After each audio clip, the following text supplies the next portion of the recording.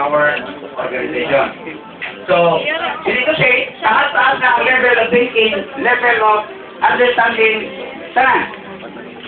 Gawad, responsibly na, enough to handle any duty and responsibility, no? Diya sa pamilya, diya sa organization, diya sa komunidad, o sa inyong pagkatao, no? So, mas maigit ka lang mo ng model, bitaw? Not only in the family, diya din sa ato ang organization mismo. To tell you frankly, my dear brothers and sisters, no? Ang alto niya sa ko, kahit nahimo sa ko ang kinabuhi. Sukat atong 1984, o 1984, Commission 5. Ang transformation sa akong kinabuhi when I joined the Alpha Theta Omega Fraternity sorority is really different from my life before na nag-join ko of the organization. I did not think any negative aspects sa ako pag-join ka una kay kasagaran ko, pag mo-join ka of organization, uso na adik-adik sa una, marijuana, no? O kaya na ang inom-inom, natural ang inom-inom, pero tapos magpubog kayo ba, no? No? Napag-inom nga, amigo, kahit na ba, muro sa ito, pagkatapos, nakailangan na ikaw. So, dito na kayo nang kumagi, no? So, nahimutan ang Supreme Grand Alto, 6 years, ito, tapos 4 years, 4 years. Nahimo pong Supreme Grand Alto, ako'y nagpa-chapter na yun sa sabon daw sa ibi. Yato yung ko o kanang kunsuan. I've met Engineer Alcantara, Atty. Alcantara, ang duwag managsuon nga si Mike Ritato o si Tony Ritato. During that time, active pa kayo sila dito kay apatong ato niya sa years. Dito sa Dublin sa type.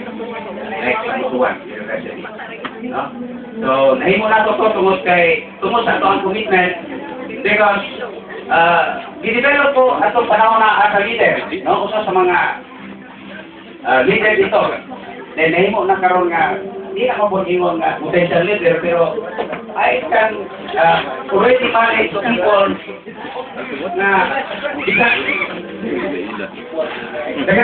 pwede, no? Kaya tungod sa pag-develop sa potential sa mga kusa. So you could surface in this organization by way of showing your potential, showing ang potential mo sa inyong pagkakaroon. Discover it and improve it.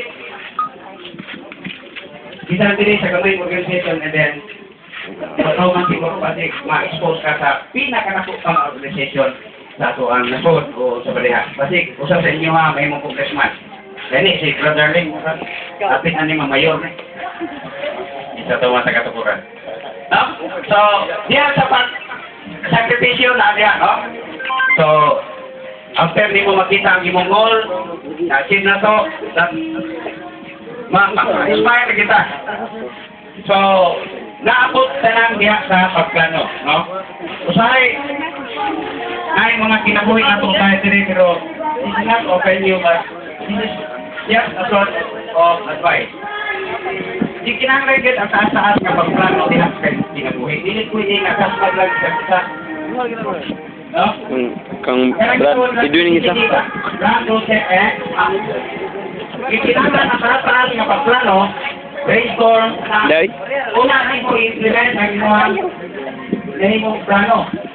So, establish mo yung goal. Yan, sa pag-establish yung goal, gusto mo yung mga steps.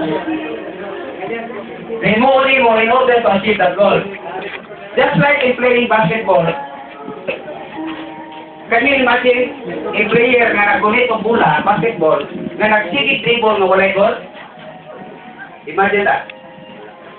Walay direksyon sa sinabuhin. Walay plano. Walay pag-aim bitaw, pag-aim sa usa ka goal, pero dumay goal, dapat ginagad, always aiming to shoot the ball. After shooting the ball, what is the meaning? Bukid. Kung sa may baliw